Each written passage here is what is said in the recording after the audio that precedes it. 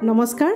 আজি আমি কথা পাতিবলৈ ওলাইছো এবিধ শাকৰ বিষয়ে যিবিধ শাক অসমত বিশেষকৈ অতি সহজভাৱে উপলব্ধ আৰু এই শাকবিধ চাইনিজ মেডিচিন আৰু আয়ুৰ্বেদিক মেডিচিন দুইটা মেডিচিনতে বহুগুণে ব্যৱহাৰ কৰা যায়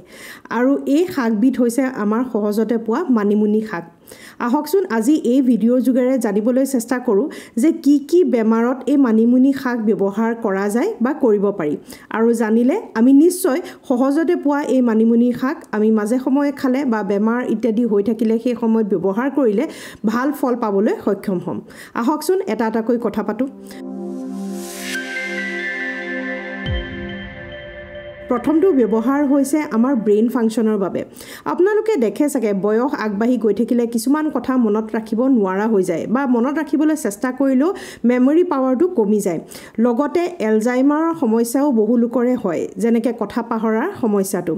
আৰু সৰু ল'ৰা ছোৱালীৰ মেমৰি পাৱাৰ বঢ়াবলৈও আমি বিভিন্ন ধৰণৰ পাউডাৰ ইত্যাদি খুৱাবলৈ চেষ্টা কৰোঁ কিন্তু তাৰ জেগাত আমাৰ সহজতে উপলব্ধ মানিমুনিও ব্ৰেইন ফাংচন ইমপ্ৰুভ কৰাত বহু ক্ষেত্ৰতে সহায় কৰে এই মানিমুনি আমাৰ ঘাঁ শুকুৱাটো বহু ক্ষেত্ৰত সহায় কৰে ঘাঁ শুকুৱাৰ যিটো প্ৰসেছ সেই প্ৰসেছটোত এটা কম্পাউণ্ড ৰিলিজ কৰে শৰীৰে যিটো কয় ফাইব্ৰব্লাষ্ট বুলি আৰু সেই কম্পাউণ্ডটো ৰিলিজ কৰাত ইয়াত থকা কিছুমান বস্তুৱে সহায় কৰে আৰু সেইবাবে ঘাঁ অতি সোনকালে শুকাবলৈ আৰম্ভ কৰে যেতিয়া আপোনালোকৰ কাটে বা ঘাঁ ওলায় সেই সময়ছোৱাত আপোনালোকে যদি মানিমুনি শাক খায় তেনেহ'লে নিশ্চয় সোনকালে শুকাবলৈ সহায় কৰিব কিছুমান খাদ্য শুকনি হিচাপে কাম কৰে ঠিক তেনেধৰণে মানিমুনিও শুকনি হিচাপে কাম কৰে আৰু ইয়াত এন্টি অক্সিডেন্টছ কিছুমান আছে যিবোৰে আমাৰ ফ্ৰী ৰেডিকেলছবোৰ শৰীৰৰ পৰা আঁতৰাই দিয়ে ফ্ৰী ৰেডিকেলছ আঁতৰি গ'লে আমাৰ ইনফ্লামেশ্যনো কমি যায় বিষ ইত্যাদিও কমি যায় আৰু লগতে ছালখন ভাল কৰা প্ৰচেছটো আগবঢ়াই দিয়ে আৰু সেইবাবে এন্টি এজিং হিচাপেও ইয়াক নিশ্চয় ব্যৱহাৰ কৰিব পাৰি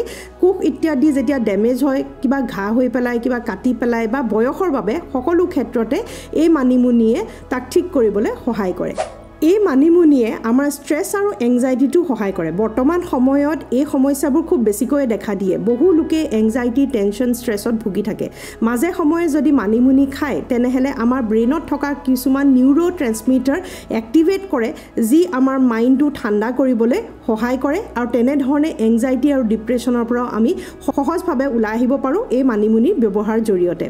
যিহেতু মই কৈছোঁৱেই যে মানিমুনি চাইনিজ মেডিচিন আৰু আয়ুৰ্বেদিক মেডিচিনতো ব্যৱহাৰ হয় বিভিন্ন এই বেমাৰবোৰৰ পিছফালে লুকাই থকা সমস্যাবোৰক ঠিক কৰিবলৈ এই মানিমুনিৰ এক্সট্ৰেক্টটো বহু মেডিচিনতে ব্যৱহাৰ কৰা দেখিবলৈ পোৱা গৈছে তাৰোপৰি এই মানিমুনিয়ে আমাৰ হাৰ্ট ফাংচনতো সহায় কৰে আৰু তেজ চলাচল ভাল কৰাত সহায় কৰে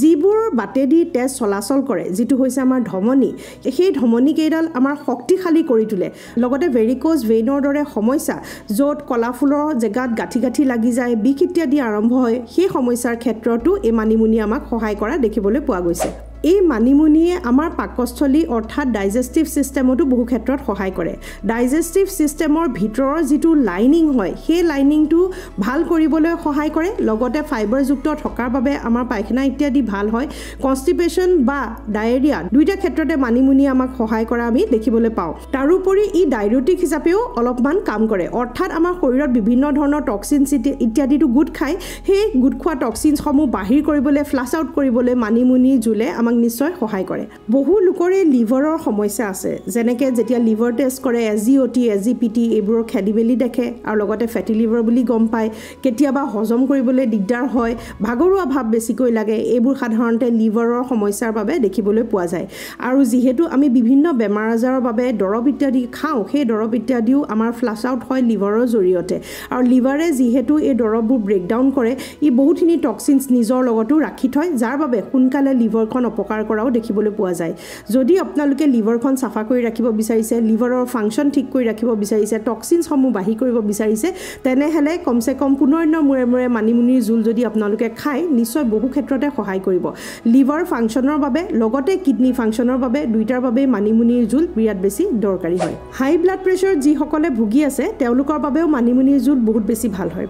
কিছুমান মানুহৰ দেখিবলৈ পোৱা যায় ভৰিৰ সৰু গাঁঠি ফুলি যায় ৱাটাৰ ৰিটেনশ্যনৰ বাবে পানী আমাৰ শৰীৰত জমা হয় আৰু সেই হয় আমাৰ বেছিকৈ পানী নুখুৱাৰ বাবে আৰু শৰীৰে সেই পানী জমা কৰিবলৈ আৰম্ভ কৰে যাক ৱাটাৰ ৰিটেনশ্যন বুলি কোৱা যায় ৱাটাৰ ৰিটেনশ্যন শৰীৰত বাঢ়ি গ'লে আপোনালোকৰ ব্লাড প্ৰেছাৰো বাঢ়ি যোৱাৰ সম্ভাৱনা বাঢ়ি যায় আৰু সেই অদৰকাৰী ফ্লুইডসমূহ যিখিনি বাহিৰ ওলাই যাব লাগে সেইখিনিক ফ্লাছ আউট কৰিবলৈ আমাৰ মানিমুনিয়ে জুলে সহায় কৰে আৰু সেইবাবে আমাৰ ব্লাড প্ৰেছাৰ কণ্ট্ৰল কৰাটোই সহায় কৰে লগতে ধমনীসমূহ ৰিলেক্স কৰাত সহায় কৰে ধমনীসমূহৰ মাজেদিয়ে তেজ চলাচল কৰে যদি ধমনীসমূহ ৰিলেক্স নহয় তেনেহ'লে তাৰ প্ৰেছাৰটো বাঢ়ি যায় কাৰণ সি সংকোচনত প্ৰেছাৰ বঢ়াই দিয়ে আৰু যেতিয়া ৰিলেক্স কৰি থাকে তেতিয়া প্ৰেছাৰটো কমি যায় আৰু সেই ৰিলেক্সনত সহায় কৰাৰ বাবে হাই ব্লাড প্ৰেছাৰ কমাবলৈ বহু ক্ষেত্ৰতে মানিমুনি জুলে সহায় কৰে বহু লোকে হাই প্ৰেছাৰৰ ক্ষেত্ৰত মানিমুনি জুল খাবলৈ ভয় কৰে কিন্তু প্ৰকৃততে হাই ব্লাড প্ৰেছাৰত মানিমুনি জুলে সহায় কৰাতহে দেখিবলৈ পোৱা গৈছে এই মানিমুনিতে থকা এমিনো এচিডছখিনিয়ে আমাৰ হেয়াৰ ফলিকলসমূহ ষ্ট্ৰং কৰে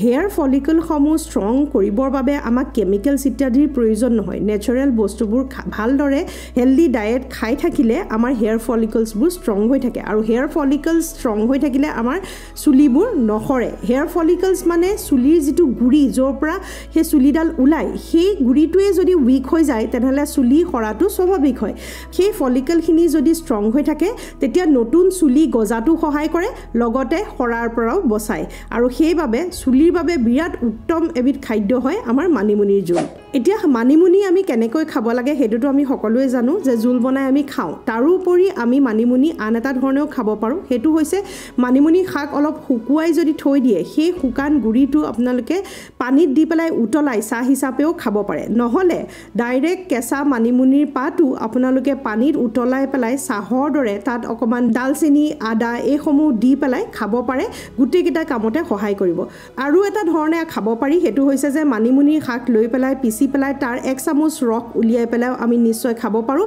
বিভিন্ন সমস্যাটি সহায় কৰিব উন হিলিঙৰ ক্ষেত্ৰত অৰ্থাৎ ঘাঁ শুকাবৰ বাবে আপোনালোকে মানিমুনি অকণমান হাততে মোহাৰি পেষ্ট বনাই জেগাটোত লগালেও নিশ্চয় ভাল পাব অৱশ্যে খুব বেছি ডিপ ঘাঁ হ'লে আপোনালোকে নিশ্চয় ডক্টৰৰ পৰামৰ্শ লৈ তাৰ ট্ৰিটমেণ্ট কৰিব লাগিব কিন্তু এইটো এটা জাষ্ট ঘৰুৱা উপায়হে আশা কৰোঁ ভিডিঅ'টো ভাল পালে এইখিনি কথা জনাটো আমি সকলোৱে দৰকাৰী হয় মানিমুনি শাক আমাৰ অসমত সহজতে পোৱা এবিধ শাক হয় কিন্তু তথাপিতো আমি হয়তো তাৰ ভেলিউখিনি বা কিহৰ কাৰণে সহায় হয় কি ক্ষেত্ৰত সহায় কৰিব পাৰে সেইখিনি ডিটেইলছত নাজানিব পাৰোঁ পেটৰ বাবে ভাল বুলি আমি প্ৰায়বোৰে জানো কিন্তু বাকীখিনিৰ কথা আমি হয়তো নাজানিব পাৰোঁ সেইবাবে এই ভিডিঅ'টো ভাবিছোঁ আপোনালোকৰ বাবে নিশ্চয় সহায় কৰিব সকলোৱে জনাটো দৰকাৰী ঘৰতে পোৱা সহজতে পোৱা বস্তুসমূহ যদি আমি মাজে সময়ে দৰকাৰী সময়ত খাবলৈ সক্ষম হওঁ তেনেহ'লে বহু বেমাৰ আজাৰ আমি দৰৱ ইত্যাদি নোহোৱাকৈ বা কমকৈ ব্যৱহাৰ কৰিয়ে ভাল কৰিবলৈ চেষ্টা কৰিব পাৰোঁ আশা কৰোঁ ভিডিঅ'টো আপোনালোকে ভাল পাইছে যদি ভাল পাইছে শ্বেয়াৰ কৰিব বুলিও আশা ৰাখিলোঁ নতুন এটা ভিডিঅ' যোগে লগ পোৱাৰ প্ৰতিশ্ৰুতিৰে আজিলৈ সামৰোঁ নমস্কাৰ